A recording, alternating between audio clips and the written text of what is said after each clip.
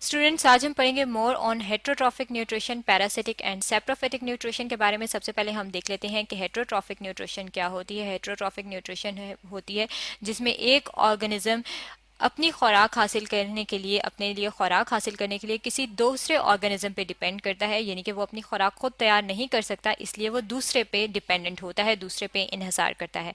अब जब एक ऑर्गेनिज्म दूसरे ऑर्गेनिज्म से अपनी खुराक हासिल करता है तो ये भी पॉसिबिलिटी है कि वो उसके अंदर कोई ना कोई डिजीज कॉज कर दे। अब इस तरह की जो न्यूट्रिशन होती है जिसमें एक ऑर्गेनिज्म जब दूसरे ऑर्गेनिज्म से अपनी खुराक लेता है और उसमें कोई डिजीज कॉज करता है, उसे हम कहते हैं कि ये क्या है, ये पैरासिटिक न्यूट्रिशन है।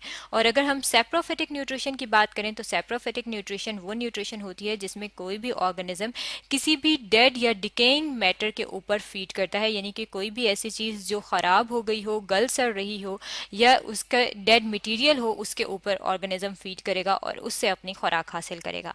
सबसे पहले हम पैरासिटिक न्यूट्रिशन की बात कर लें तो यहाँ पे आप अपने सामने इस डायग्राम में देख सकते हैं कि ये व्हीट प्लांट दिखाया गया है, गंदुम का पौधा दिखाया है और ये उसके लीव्स हैं। अब ये जो व्हीट प्लांट के लीव्स हैं, इसके ऊपर यहाँ पे आप देख सकते हैं कि इसके ऊपर ये ब्राउन ब्राउन सी जो है, ये डॉट्स जो हैं ये मौजूद हैं, कुछ लाइंस मौजूद हैं। अब ये जो ब्राउन ब्राउन सी लाइंस हैं ये बेसिकली क्या है, ये इसके ऊपर डिजीज है। और ये डिजीज किस वजह से होती है, ये डिजीज एक फंगस की वजह से होती है। और इस फंगस का अगर हम नाम देखना चाहें कि उसे क्या कहा जाता है तो ये है पक्सीनिया।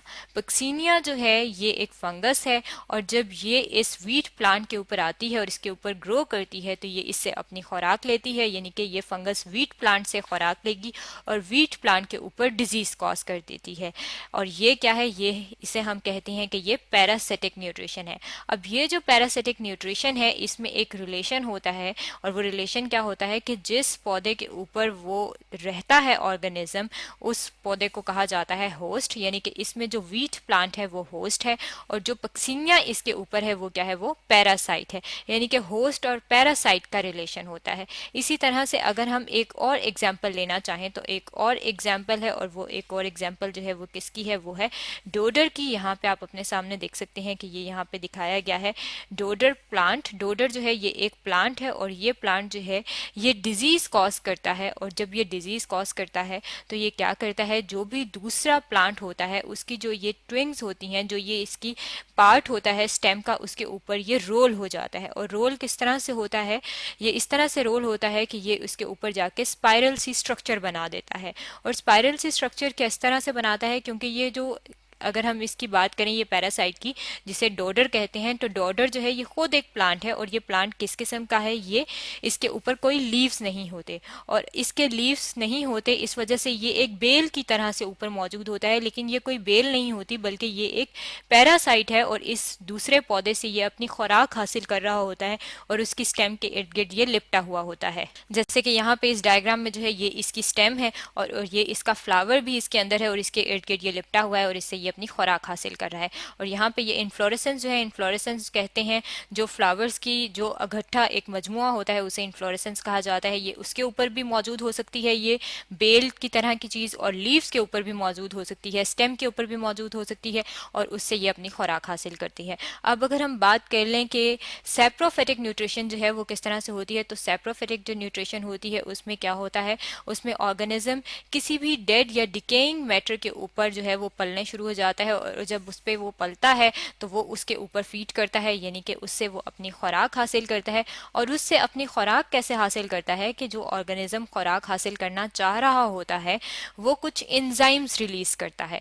और एंजाइम्स क्या करते हैं, एंजाइम्स ब्रेक डाउन कर देते हैं उस डेड मैटर को। यहाँ पे अगर आप अपने सामने इस डायग्राम में देखें तो ये ब्रेड नजर आ रही है और ब्रेड के ऊपर ये फंगस लगी हुई है।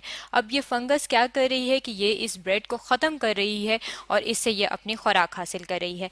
यहाँ पे अगर आप देखें तो ये आपको क्या चीज नजर आ रही है, ये भी आपको फंगस नजर आ रही है, ये फंजाई है और ये इस ग्रास से जो है ये अपनी खुराक हासिल कर रही है।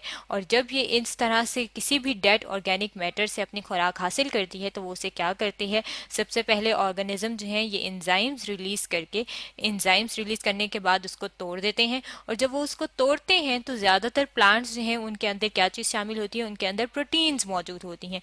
तो जो उनकी प्रोटीन होती है वो उसकी ब्रेक डाउन कर देते हैं। और जब उसकी ब्रेक डाउन कर देते हैं और प्रोटीन टूट जाती है तो क्या होता है, उस प्रोटीन में से जो उसका नाइट्रेट्स वाला पार्ट है उसको वो सॉइल में भेज देते हैं, यानी कि वो सॉइल का हिस्सा बन जाती है और दोबारा किसी न किसी पौधे के साथ शामिल हो जाती है। और जो बाकी उसके अंदर पार्ट्स होता है उसमें क्या चीज़ शामिल होता है, उसमें शामिल होते हैं अमाइनो एसिड्स, और अमाइनो एसिड्स ही मिलके प्रोटीन बना रहे होते हैं।